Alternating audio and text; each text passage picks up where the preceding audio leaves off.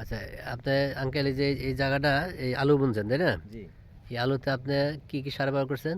আমি দিছি মাইটা দিছি, গুটি সার দিছি আর পটাশ আপ আর আর ভিটামিন প্যাকেট দিছি, জৈব সার আচ্ছা, আর 2.5 কেজি ইউরিয়া। আচ্ছা 2.5 এই কেজি এটার সাথে 2.5 কেজি ইউরিয়ার সাথে ওই প্যাকেটের জৈব সার মিক্সার কইরা এটা জৈব না গাজি আগ্রো। গাজি আখরো ওইটা মিক্সার কইরা আমি বুনছি। হ্যাঁ, মিক্সার আর করে আলাদাভাবে মাইটা আর পটাশ দিয়া আলাদাভাবে বুনছি। হ্যাঁ, আলাদা করে বুনছেন, মাইটা পটাশ আলাদা দিয়েছেন। আর এখানে এই জায়গাটা প্রিয় দর্শক এই ক্ষেত্রে আলু এইটুকে গাজি আগ্রো পাওয়ার ব্যবহার করা হয়েছে। আজকে 20 দিন হলো, যেহেতু আলু বোনার সময় দিয়েছে, এখন পানি দিয়েছে। গত কয়েকদিন আগে পানি দিয়েছেন আঙ্কেল? ওই আজকে 3 দিন 4 দিন হবে। 3 দিন আগে পানি দিয়েছে। আর সারটা গাজি আগ্রো ব্যবহার করেছে আলু বোনার আগে, আলু মাটি তৈরি করার সময় হ্যাঁ হ্যাঁ করেছে। তো এই ক্ষেত্রে মোটামুটি 20% তাই না?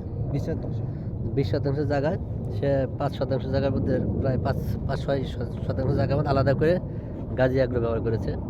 তো আমরা এখন এই ভিডিও করতে আসছি যে ব্যবহার করার সময় কীরকম ছিল আর ব্যবহার করার পরে আলু গাছটি কীরকম হবে পরবর্তী ভিডিও পাবেন ইনশাল্লাহ। তো আমার মনে হচ্ছে যেটুকু গাছ জ্বালাইছে তো মাত্র 2-3 পাতা করে হয়েছে।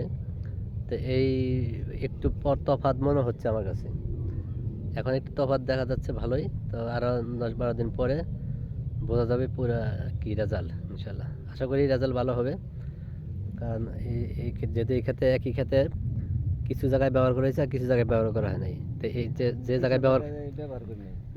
যেখানে ব্যবহার করা নাই সেখানে গাছগুলো একটু ছোটো ছোটো, একটু চিকন দেখা যায়, একটু ছোটো দেখা যাচ্ছে এখনোই দেখা যাচ্ছে।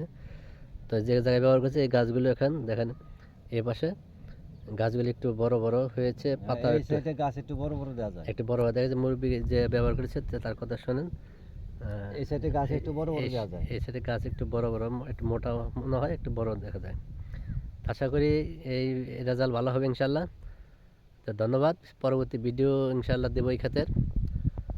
ভালো থাকেন, গাজী আগ্রোর সাথে থাকেন। ধন্যবাদ সবাইকে। আঙ্কেল আপনাকে ধন্যবাদ, ভালো থাকেন ইনশাল্লাহ। আচ্ছা ইনশাআল্লাহ, আপনাকেও ধন্যবাদ।